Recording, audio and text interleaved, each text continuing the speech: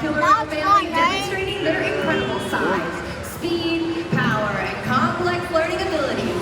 These behaviors keep our whales active and engaged.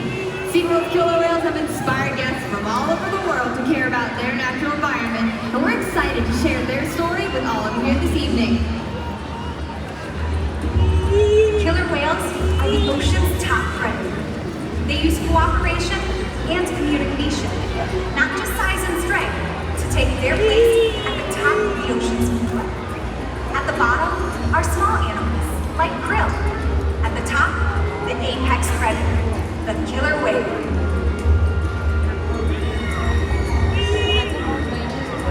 Killer whales are as big as a bus, faster than an Olympic swimmer, high flying and powerful. We're going to see all that and more. These behaviors contribute to an environment that is full of enrichment.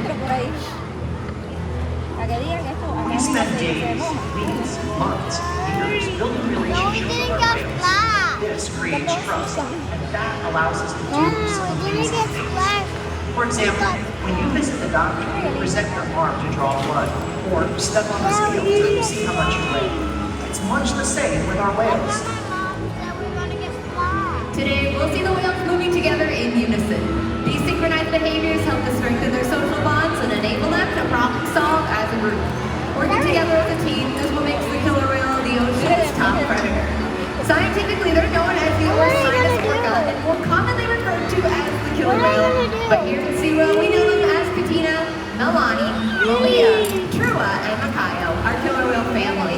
And while Makayo is the youngest member of our pod, his mother Katina is the oldest, and she is our matriarch and leader of the pod. Now, SeaWorld's animal training techniques create a language between us and the whales. It's a language of learning through positive reinforcement, encouragement, commitment, and ultimately care.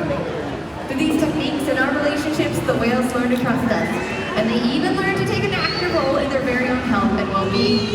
One of the very first healthcare behaviors that we teach all of our pod members is something called a fluke present. So what we do is we ask the whales using hand signals to roll over ventrally or upside down, just like this. Not only does this give us a great look at their entire body, but it will also give us access to blood vessels that are easily seen on the white underside of their tail flukes. Our veterinarians will collect a blood sample from their tail flukes at least once a month, and all the whales are taught to remain calm and relaxed just like this throughout the entire procedure. You'll notice us as trainers giving them rundowns of different parts of their bodies, sometimes on their pectoral flippers, their bellies, or even those tail flukes. And since killer whales have very sensitive skin, this is one of the many ways that we can reward them or reinforce them for remaining calm during procedures just like this one. And it's also a great way for us to strengthen our relationships with the whales.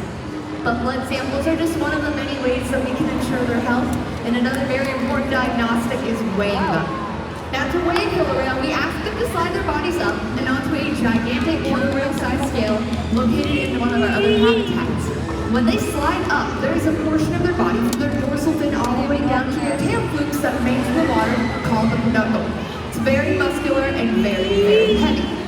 In fact, natural athletic abilities we see in all killer whales is the ability to lift their entire body up and out of the water, spin around completely, and then re-enter. But to get a weight on a killer whale like Makayo, who weighs in at over 6,000 pounds, all we have to do is ask him to lift his tail flukes up and out of the water, just like this. Training this posture enables us to ensure accuracy, so we know that our younger whales are growing properly and our older whales are maintaining a healthy weight. And the care isn't just physical. Natural stimulation and play are vital, and we surprise and engage with our whales at every opportunity. Play is how killer whales teach their young to hunt, and for the adults, play is important too.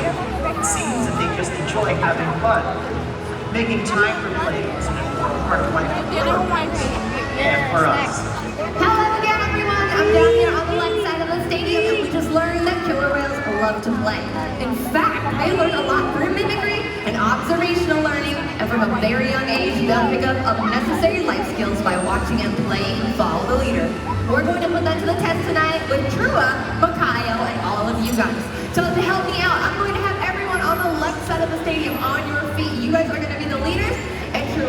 to follow.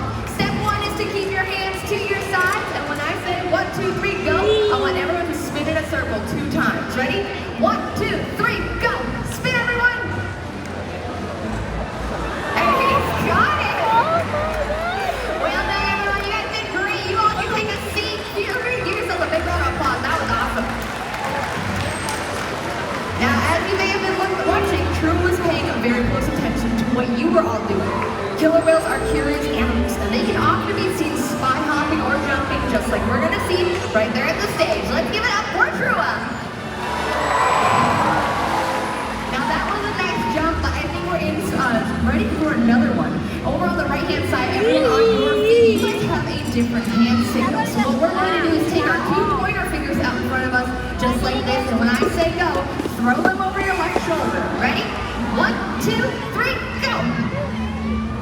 Alright, nice hand signal, everyone. Makayo is on his way. The killer whales will reach for a number of different reasons. Sometimes it's to stun their prey. It might be to scratch an itch. But more often than not, they'll do this just simply to show off. So this is Makayo showing off. Welcome to the Soap Zone, everyone. There's more of that came from. But let's give it up one more time for Makayo, Trua, and all of you.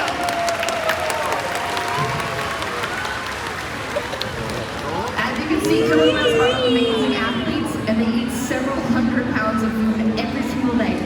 In the wild, their diets are completely dependent on where they live and the time of year. Unfortunately, overfishing, pollution, and other factors are having a serious impact on some of those killer whale populations. Killer whales are impressive animals, and it's pretty obvious why they're the top predator in the ocean. That means killer whales are invincible, right? Wrong. Mire. Killer whales depend on a plentiful food source and a clean environment. They're completely dominant, yet completely dependent. When it comes down to it, killer whales are not the most powerful animal in the ocean.